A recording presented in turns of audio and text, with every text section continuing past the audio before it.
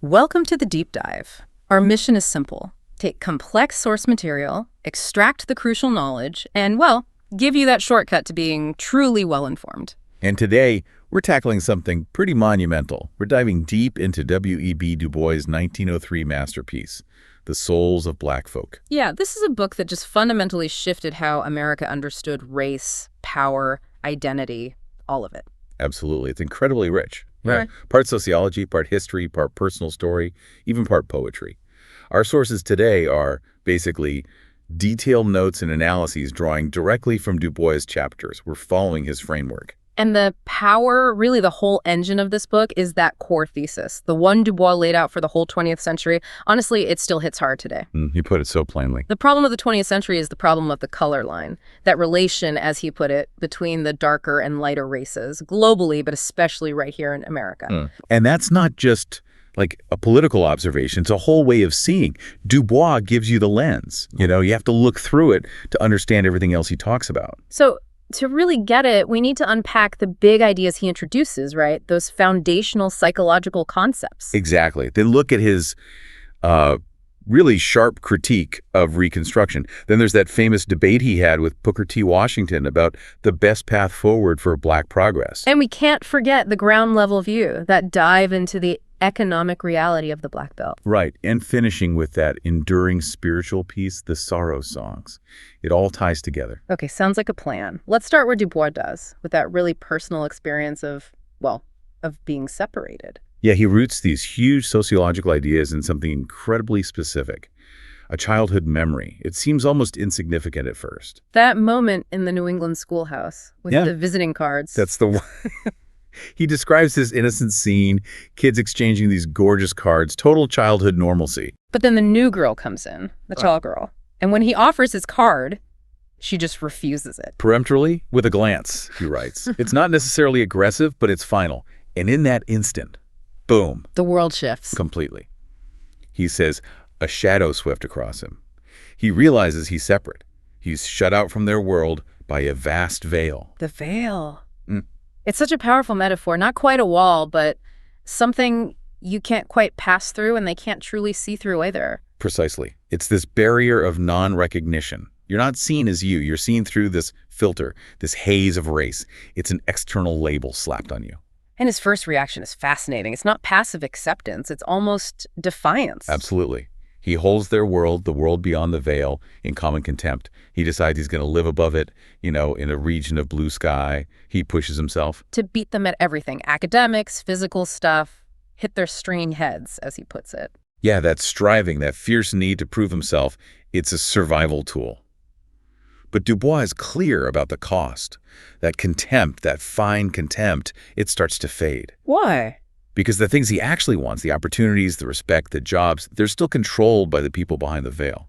They were theirs, not mine, he realizes. Oh, okay. So you're constantly striving, but the goalposts, the rewards are set by the very group that excludes you. That's the trap. That's the trap. And that constant tension, that awareness of being both American and fundamentally separate, that's what gives birth to his most famous concept, double consciousness. Right. Can you unpack that a little more? He defines it as this peculiar sensation, this feeling of always looking at oneself through the eyes of others. It's like having two selves warring inside you. Two souls, two thoughts. Two unreconciled strivings, yeah. All in one body. And this internal division leads directly to what he calls double aims. Double aims. And he's careful here, isn't he? He says, this isn't about weakness. Not at all. It's about wasted power. Your energy gets split. You're pulled in two different directions, trying to satisfy two conflicting ideals, and so your efforts become less effective. Ineffective striving, he calls it. It's a sociological tragedy born from the veil. Okay. And he gives concrete examples of this wasted power, right? Yes, really vivid ones. Think about the Black artisan. On one hand, he's trying desperately to escape the white world's view of him as just, a manual laborer, a hewer of wood. He wants to prove his skill, his artistry. Right. But at the same time, he has to provide for his own community, this poverty-stricken horde with limited tools and resources. He's caught. So he wants to be a master craftsman to impress the white world, but he needs to be a practical provider for his own people. And the result? Du Bois says he becomes a poor craftsman, Why? Because he only has half a heart in either cause. His focus, his energy, it's divided. He can't fully commit to either goal. That makes sense. Then there's the black intellectual, the savant. An equally cruel paradox. The knowledge. His own people desperately need practical stuff about survival. Uplift, it's often dismissed by his white peers as, like, old news. A twice-told tale. They're not interested. Not really. But then the kind of knowledge that might impress the white academic world, that might get him recognition. That stuff is often Greek to his own flesh and blood. It's too abstract, too removed from their immediate needs. So he's stuck between audiences again. Can't fully serve either one, constantly translating, defending. Exactly. It's intellectually exhausting. And finally, the artist, which you could argue includes Du Bois himself. Yeah. The black artist feels this deep, innate love of harmony and beauty. His own community often responds powerfully, with soul, dance, music. But the dominant audience, the white audience. They often despise the very race whose soul, whose beauty the artist is trying to reveal. Wow. So the source of his inspiration is rejected by the audience he needs for wider recognition. His contribution gets stifled? Right. The potential gift to American culture is just nullified by the veil. It's this sad havoc, this waste that Du Bois wants to fix. And the goal isn't assimilation, is it? It's not about erasing black identity. No, absolutely not. The goal is achieving a unified self. To become, as he puts it, a co-worker in the kingdom of culture. To contribute fully as a black American. Okay. And how does that happen? What needs to come together? He names 3 ideals: work, culture, liberty. And the crucial point is you can't get them one by one. It's not like, okay, first we work hard, get some money, then we'll worry about culture and rights. They have to happen together. Simultaneously. Yeah. They need to be melted and welded into one single ideal of black American identity. You need the liberty to work meaningfully and the culture, the education, to lead effectively, all at once. That really sets the stage for understanding the internal struggle. But that struggle didn't come from nowhere. American history created it. Exactly. So Du Bois pivots. He zooms in on that critical period right after 1861, looking at how the promise of freedom basically got derailed. And he's blunt about the Civil War's cause. Absolutely uncompromising. Forget the political talk about union or states' rights. Du Bois says everyone knew the real engine driving that conflict was Negro slavery. It was the foundation of the whole economic and social system in the South. So the moment Union armies marched south, they weren't just fighting soldiers. They immediately ran into this massive question. What shall be done with Negroes? Millions of enslaved people weren't just bystanders. They were, in a way, the central issue of the war itself. And the initial response from the military sounds chaotic. Totally contradictory. It shows just how unprepared the nation was for emancipation. You had General Butler in Virginia declaring escaped slaves contraband of war. Treating them like captured property, basically, but putting them to work for the Union side. Right, and that got approved because it had military value. But then you have General Fremont in Missouri trying to actually declare slaves free under martial law. And that gets shut down fast. Hastily countermanded. Yeah. So policy was driven by military needs, maybe some politics, but not really by a clear vision of what black freedom or citizenship would look like. Meanwhile, you have this stream of people escaping slavery following the armies. Du Bois calls them a horde of starting vagabonds.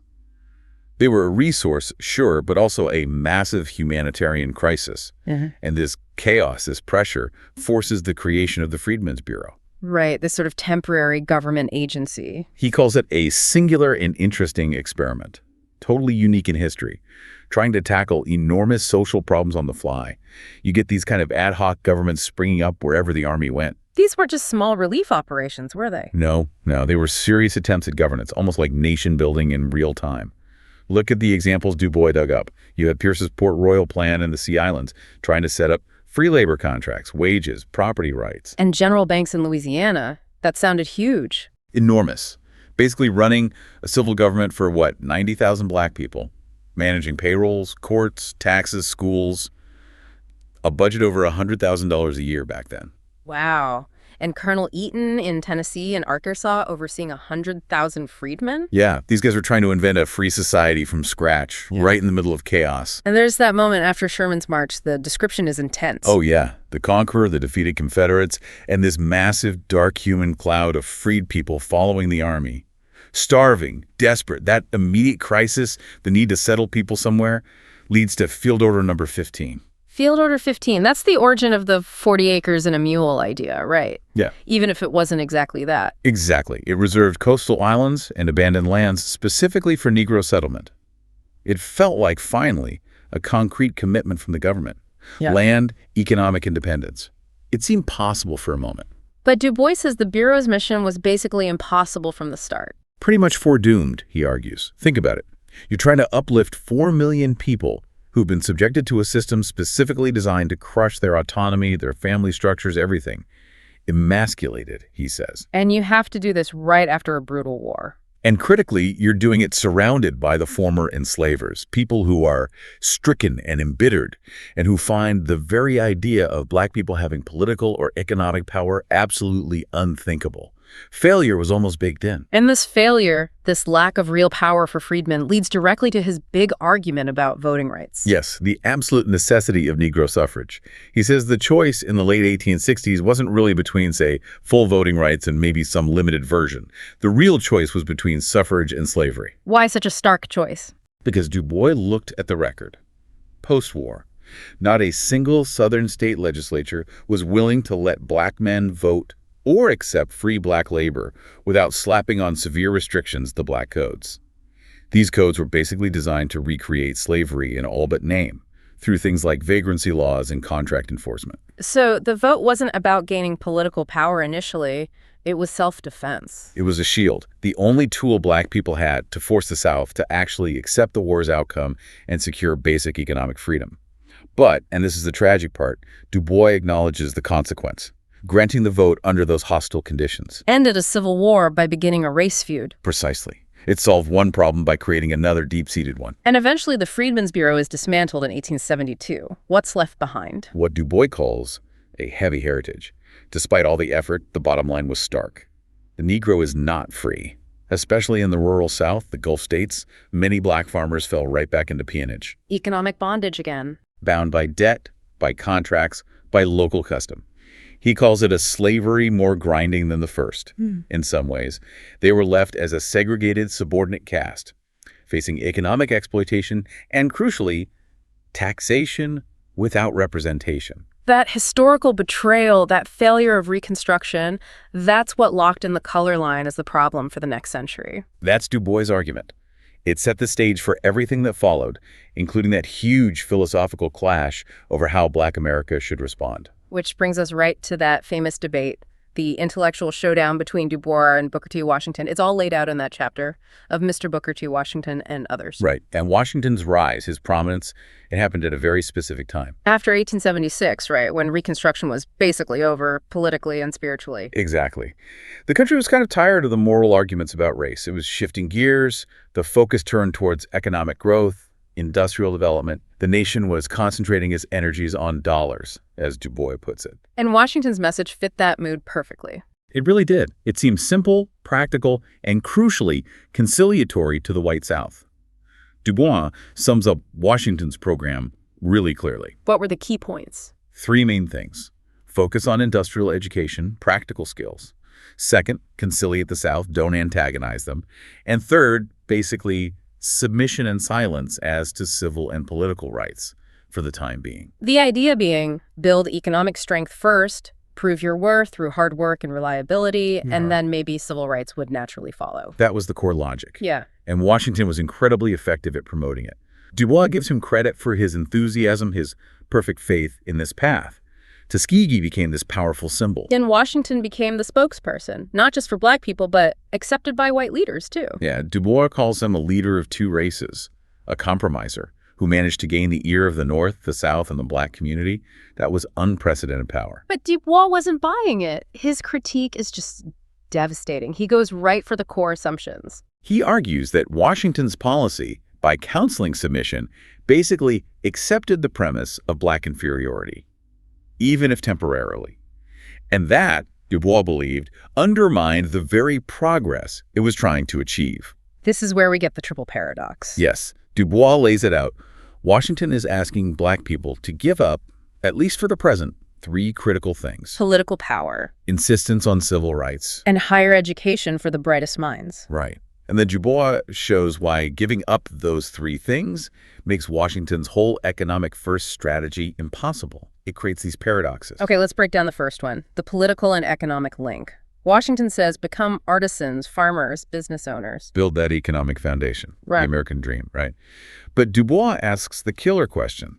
How can working people, how can property owners possibly defend their rights and their property in a competitive world without the right of suffrage? It seems obvious when you put it like that. It's impossible. Imagine you work incredibly hard, you finally buy a small farm, but you can't vote.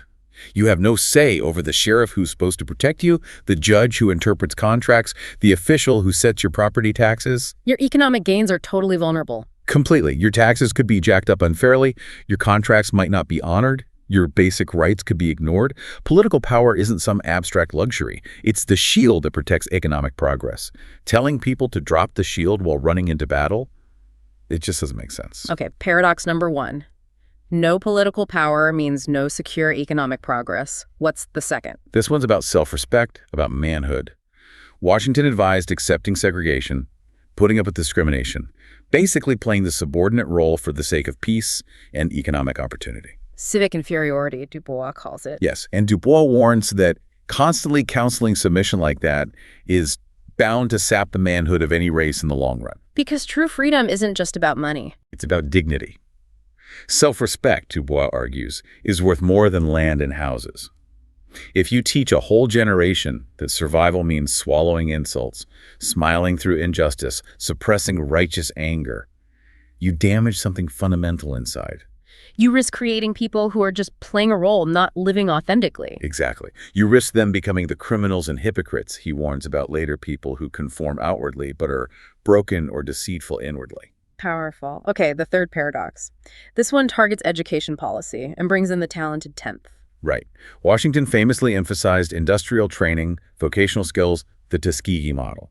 He tended to downplay the importance of liberal arts colleges, the institutions focused on higher learning. And Dubois just flips that argument on its head. Completely. He points out the obvious dependency. Neither the basic black schools across the South, nor even Tuskegee itself, could remain open a day were it not for teachers trained in Negro colleges or trained by their graduates. Ah, so the industrial schools need the products of higher education to function.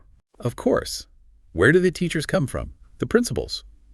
The people running the systems, developing the curriculum, they come from places like Fisk, Howard, Morehouse, the very institutions Washington seemed to want to de-emphasize. That leads directly to his argument for the talented 10th. People Yeah. sometimes misunderstand that term, don't they, thinking it's elitist. They do. But for Dubois, it wasn't about creating some privileged class. It was a practical, almost mathematical necessity born out of the reality of Southern education after the Civil War. What was that reality? Catastrophic illiteracy. Millions of newly freed people needed education. But Southern whites generally wouldn't teach them, and you couldn't get enough Northern white teachers to come down South. So if black people were going to learn, They must teach himself, Du Bois says. And to do that, you needed to train black teachers. Lots of them.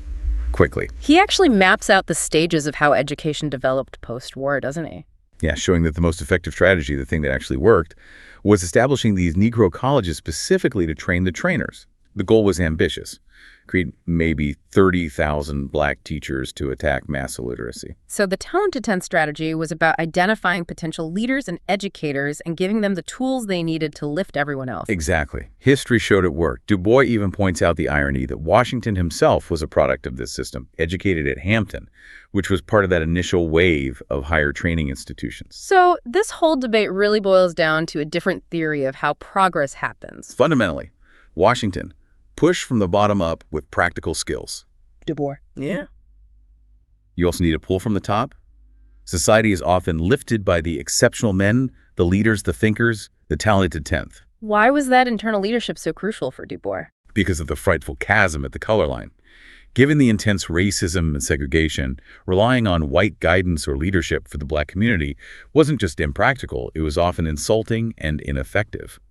The community needed its own thinkers, its own strategists, its own professionals, ministers, lawyers, doctors, teachers, to guide its development from within. And Du Bois doesn't just leave this as a philosophical argument. He takes us right into the thick of it. He goes down south into the Black Belt to show us the real-world consequences. Yeah, he literally takes the reader on a journey. He focuses on Dougherty County, Georgia. He calls it the geographical focus of the whole Negro problem, a place overwhelmingly black in population, 10,000 black folks, only 2,000 whites back in 1890. This used to be prime cotton country, right? Super wealthy before the war. The Egypt of the Confederacy, he calls it. Incredibly fertile land. But the war just shattered its economy, and Du Bois boils down the defining condition of the Black Belt after the war to one single crushing word: debt. How bad was it? The numbers are stark. County property values collapsed from maybe $5.5 million before the war to less than $2 million right after.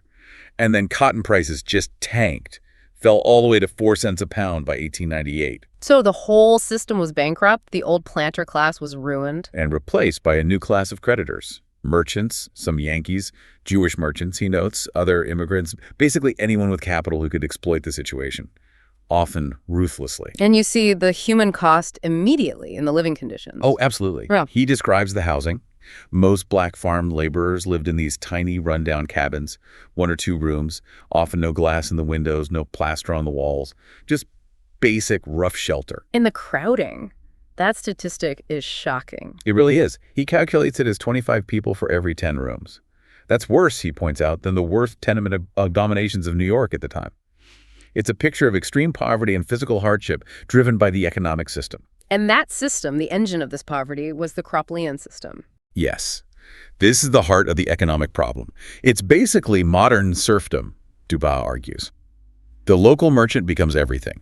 Banker, landlord, supplier, and often just a despot. Okay, walk us through how it worked. How did people get trapped? Well, the black tenant farmer starts with nothing, no capital. He needs seed for planting, food to live on, until harvest what they called rations. So he goes to the merchant. And mortgages his future. Pretty much. He mortgages his mule, if he has one, and crucially, his entire future crop to the merchant in exchange for these supplies. The merchant provides them on credit, often at incredibly high interest rates. And the merchant watches over the whole process. Like a hawk. Make sure the cotton gets planted, harvested. Then, when the crop is sold, often by the merchant controls the money and the accounting. So the merchant pays himself back first? Right. Pays the landlord the rent, often the merchant's the landlord, deducts the cost of the seed and rations, plus that high interest, and then whatever tiny amount might be left over, if anything, goes to the farmer, usually paid out around Christmas. But often there wasn't anything left over. Very often. The system was notorious for rigged scales, inflated prices, crooked bookkeeping. The result for most farmers was just rolling bankruptcy. Year after year, they ended up deeper in debt. And this forced them to grow only cotton. Yes, because cotton was the cash crop. It was the currency of the Black Belt, the only thing the merchants would reliably accept as collateral or payment.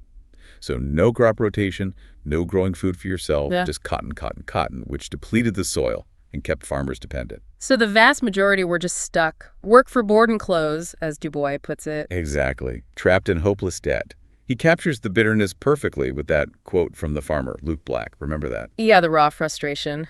White man sit down whole year. Nigger work day and night and make crop. Nigger hardly gets bread and meat. White man sitting down gets all, it's wrong. That just cuts right to the bone, doesn't it? The fundamental injustice of the system, seen through the eyes of someone living it. Was there any way out? Could people escape this system? It was incredibly difficult. Du Bois estimated only about 6% managed to actually buy their own land, become independent peasant proprietors. A tiny fraction. What happened to the others? Many just gave up on farming and migrated to the nearest towns. But that often just meant facing a different kind of segregation and limited opportunity. Which brings us to the social landscape Du Bois describes. The color line wasn't just economic. No, it permeated everything. Yeah. He makes this really sharp observation.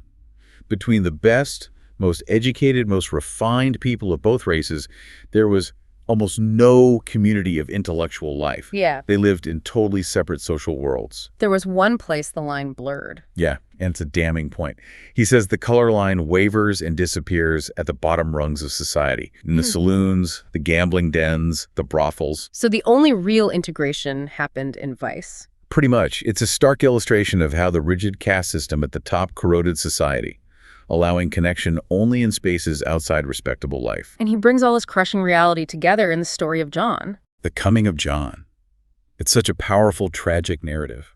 John is basically the embodiment of the talented 10th ideal. He's gone north, gotten a college education, and now he's returning to his small southern hometown, Altamaha. Full of ideals, wanting to uplift his community. Exactly. He wants to lead, to teach, to share what he's learned, but he crashes right into the reality of the Black Belt. His own community doesn't understand him. His ideas, his language, it's alien to them. He talks about equality.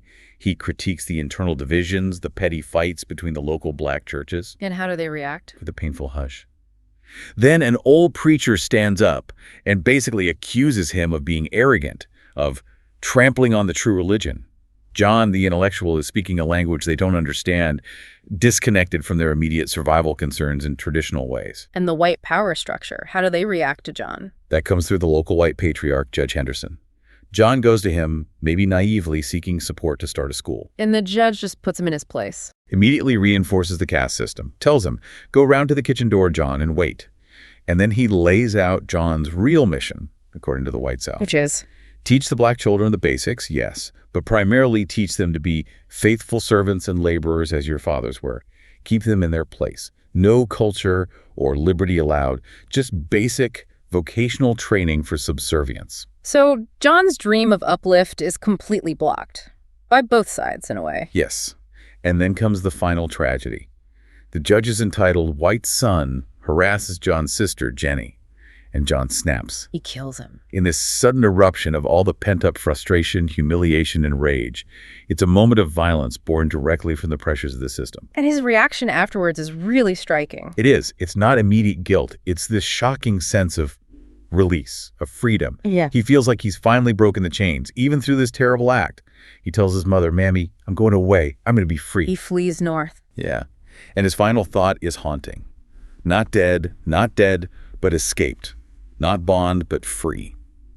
It's a devastating story because it shows how the structures of the Black Belt, the economic trap, the political powerlessness, the social caste could crush even the most promising individuals, leaving violence as almost the only path out, the only way to feel free. Wow. Okay, so after laying out the psychology, the history, the economics, the social reality, Du Bois ends on a different note. He turns to the spiritual core, the music. The sorrow songs. Yes, this chapter is just incredibly powerful, almost poetic, and he makes this huge claim right at the start.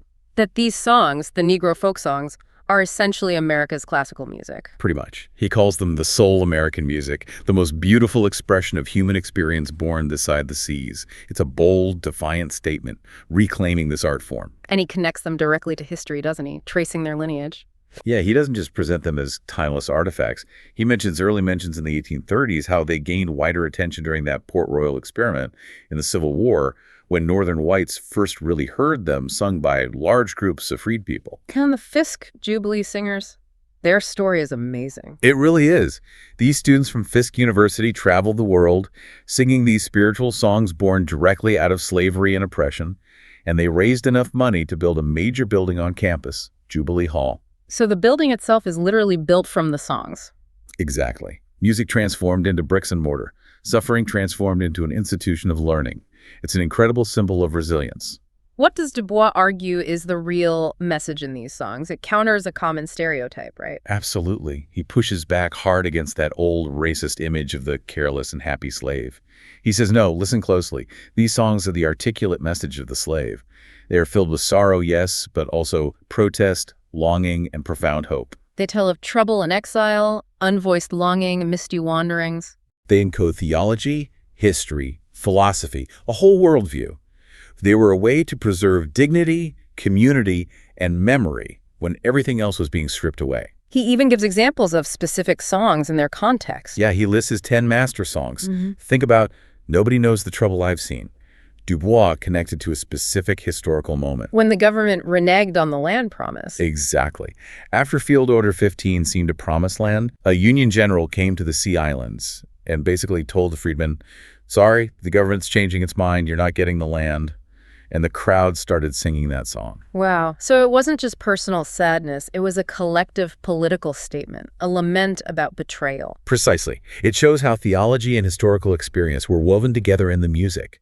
The songs could hold both deep sorrow and enduring faith, that double consciousness again, expressed musically. And this musical soul connects to a final, difficult point Du Bois makes about the ethical choices facing Black people after Reconstruction failed. Yes, this kind of ethical paradox, forced upon them by the reality of the veil and the failure of political promises. He sees two tendencies emerging. Right. On one side, there's the impulse driven by the experience in the North, or maybe by figures like what Du Bois calls the radical tendency. It leads to radical complaint, radical remedies. It's bitter about injustice, demanding immediate change. That's the path of direct confrontation, risking destruction, but maybe preserving integrity. Exactly. Then there's the other pressure, particularly strong in the South, the compromising tendency. This is born of necessity, the need to survive in a hostile environment. This is the pressure Washington responded to. Yes, it tempts people towards deception and flattery, learning to endure the petty insults with a smile, to shut his eyes to wrong, just to get by, to find some small economic opening. So the choice is between potentially self-destructive defiance and soul-corroding submission. That's the awful dilemma Du Bois lays out. This constant pressure, forcing the community to choose between explosive anger and a kind of strategic self-erasure, accepting what he calls a lie as the price of basic survival and maybe some limited progress. And he warns this isn't just bad for Black people, it damages the whole nation. Absolutely. That's his final, powerful warning. If your society is built on lawlessness and deception, if the rules don't apply equally, if one group has to live by lies, it corrupts everyone. How so? He says the whites risk becoming ungovernable tyrants because they aren't bound by their own laws when dealing with Black people. And the Blacks are forced towards becoming criminals and hypocrites, either breaking unjust laws or pretending to accept them. The veil, the color line, ultimately poisons the morality of the entire nation. #outro. Okay, so we've journeyed through Du Bois' world. The psychological weight of the veil and double consciousness. The history of Reconstruction's failures locking in the color line. The brutal economics of the cropland system, creating near-slavery conditions. And the deep spiritual and ethical costs of trying to maintain dignity against it all. It really hammers home that central tension he identified. The gap between American ideals and American reality. Exactly. And his final prescription, his way forward, it's not simple, but it hinges on mutual understanding and duty. He says the future depends on opposing sides being able to appreciate each other's perspectives. Yes. Internally, the Black community, led by the talented 10th, has the duty to uplift the masses, to educate, to build from within. But the responsibility isn't solely internal. Not at all. Du Bois is clear. The white world has a duty too. It must dismantle the systems of oppression, the economic exploitation, the political disenfranchisement, and crucially, it has to confront the deadening and disastrous effect of a color prejudice on itself. So the problem of the color line isn't a Black problem, it's an American problem. It belongs to the whole nation. That's his ultimate point. And, reading this today, it's impossible not to see the echoes. For sure. Debates about equity, voting rights, economic justice, the psychological toll of navigating biased systems. It all feels incredibly relevant. Du Bois really did provide a foundational blueprint for understanding inequality that we're still grappling with. As he finishes the book, thinking about all the people he met in the Black Belt, the striving teacher, Josie, Doc Burke, those indebted farmers, he ends with this really haunting question about America's future. Yeah, he looks at all this life, this struggle, this resilience amidst suffering, and he asks, is this the twilight of nightfall or the flush of some faint dawning day? Are we seeing the end of something or the very beginning? That's the question he leaves hanging. And it makes you think, what does it mean that America's most unique, most powerful musical tradition, the sorrow songs, came directly out of pain and injustice, not triumph? And what does it mean for us, for you listening, that this question, are we in the twilight or the dawn, posed over a century ago, still feels so immediate, so unresolved? It's a heavy thought to end on, but a necessary one. That's the knowledge we wanted to share today. Thank you for joining us on The Deep Dive. We look forward to digging into more source material with you next time.